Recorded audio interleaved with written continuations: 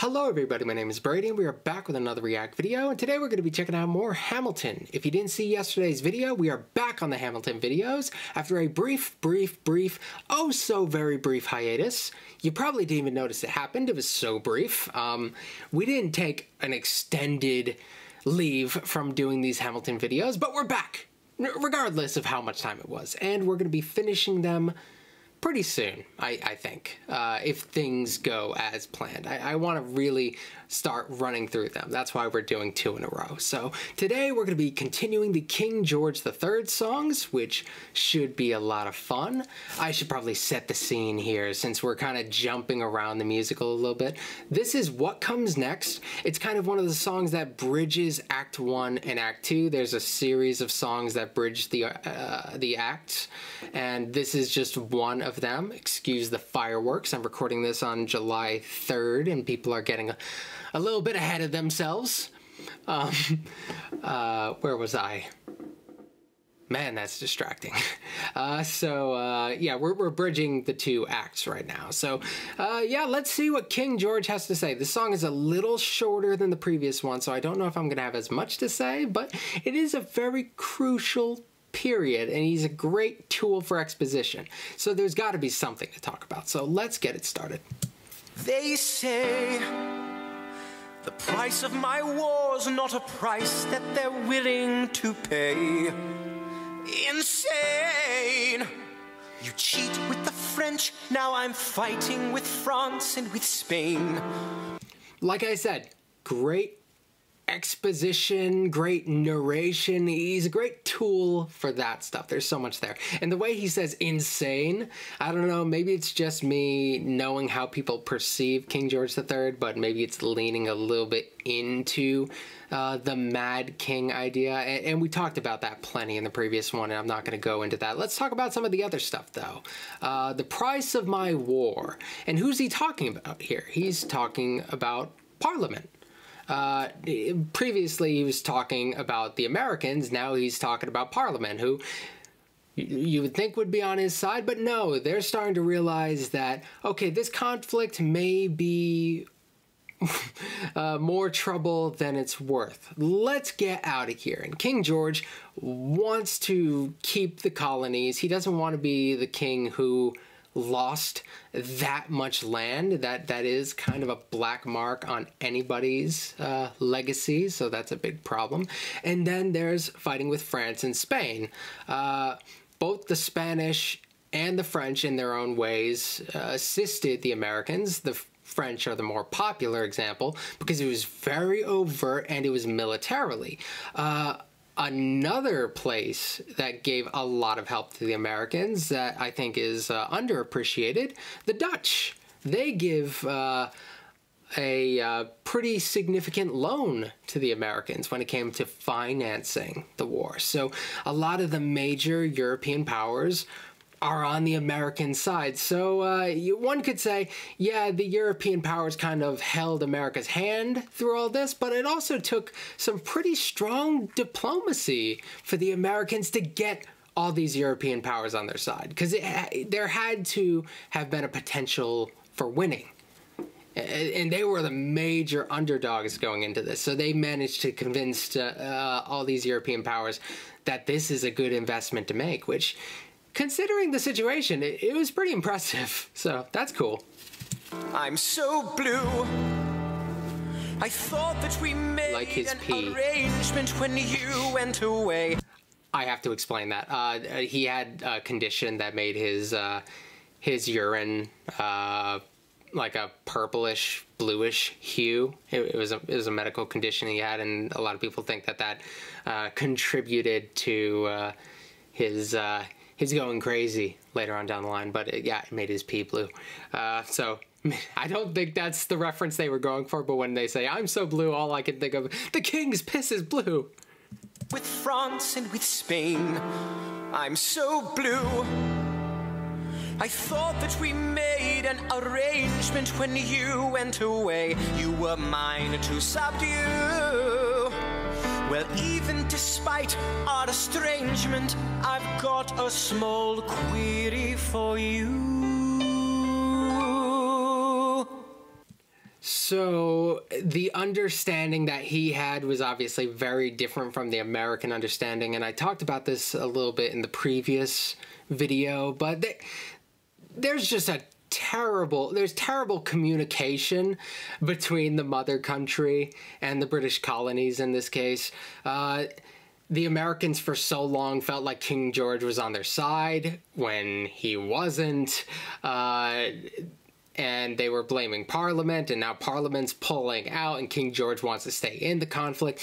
The Americans have no idea what's going on for a good amount of this conflict, especially leading up to the war. The revolution, in broad terms, was happening a long time before the Revolutionary War began. So during the early stages of the revolution, not the war, Americans had no idea what was going on and who they were really mad at. What comes next? You've been freed. Do you know how hard it is to lead? You're on your own. Awesome. Wow. Do you have a clue what happens now? Awesome. Wow. I think that's his attempt at doing an American accent. That's funny. So the big question going forward is, what is the new American government going to be? And they already have their own little state governments, which are pretty well established, and that's more what they were trying to protect. But then there's this big idea of, what are these United States going to be going forward? Are they going to be a bunch of separate countries? Or are they going to be this a bunch of separate countries that are like tied to each other and close allies? Are they going to be one big thing? And that's a question that carries on in a way until the Civil War. There are some people who carry on with the philosophy that they're all separate countries in a sense that are just tied together. Until the Civil War happens, and then we go from these United States to the United States. But between the point where the war ends and the adoption of the Constitution that we have today, there is this period where we have this weird government. Actually, it's in place during the war as well. I want to make that clear. It's called the Articles of Confederation. You've probably heard me talk about it on this channel if you've been around long enough to see me talk about this period in general. One of the big problems with the Articles of Confederation is that it gave very little power to the federal government, and with them not having power, they were not able to tax. They weren't able to really deal with interstate disputes very well. Very often members of the government just didn't want to show up because it was so inconsequential. So eventually they decide, okay, we need a new constitution. And that's where they come up with the constitution that they have. And they kind of skip over the Articles of Confederation a little bit in this musical, which is kind of a shame, but I understand there's only so much time, and Hamilton doesn't really have a huge role in the Articles of Confederation compared to his role in adopting the Constitution, but it's a very interesting time. My state, our symbol is an anchor, and we were like pulling everybody down with us. We didn't know how to run an economy.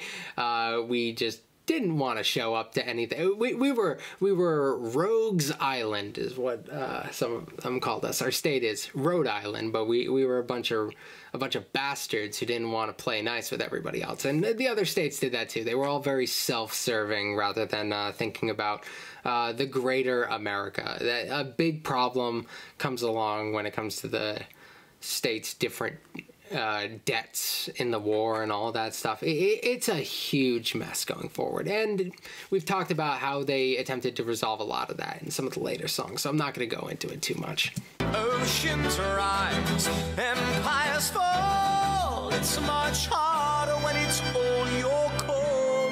All alone across the sea, when your people say they hate you, don't come crawling back to me. Da da da da da da da da da da da da da da da da da.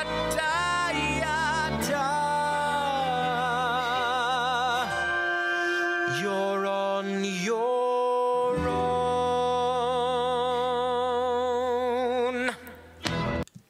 The idea of don't come crawling back to me.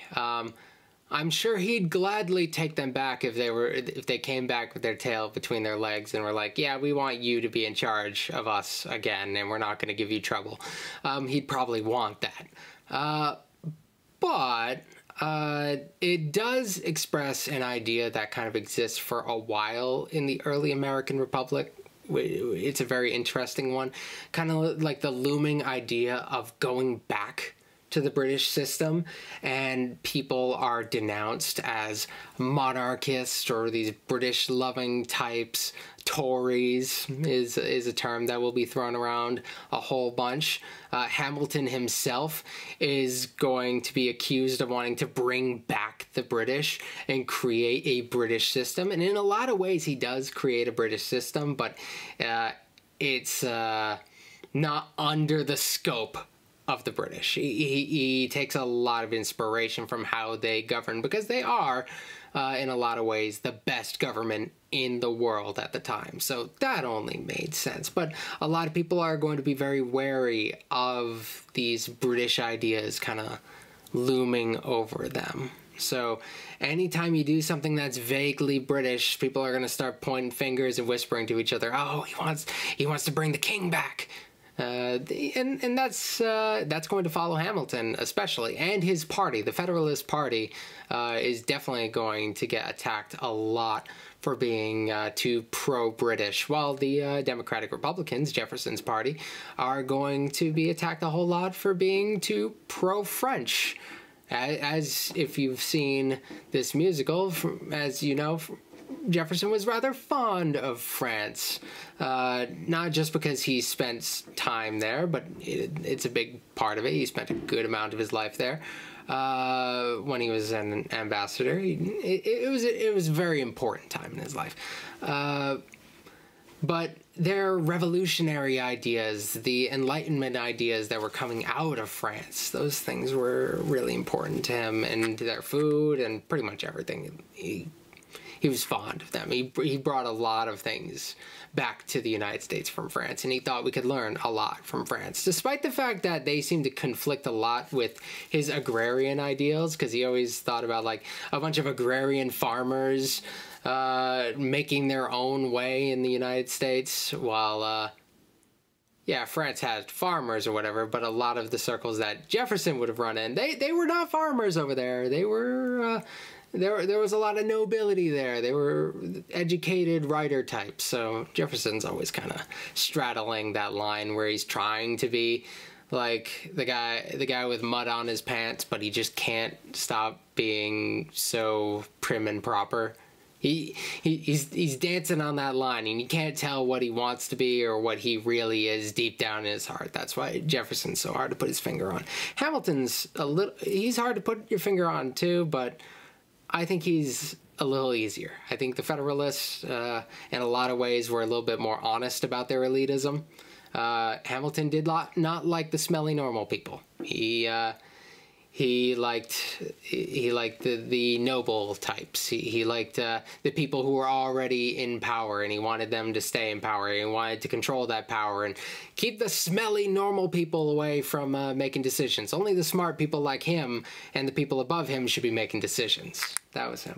How'd I get on this from what the king was talking about? I don't know. So I hope you guys enjoyed this video. I'm going to be doing more. I don't know if we're doing the next King song next. I think we are. I'll have to look through the ones that we've done and see if that's the next logical song to do next. It very well might be. So we'll see. Thank you, and I will see you tomorrow with another video. All right.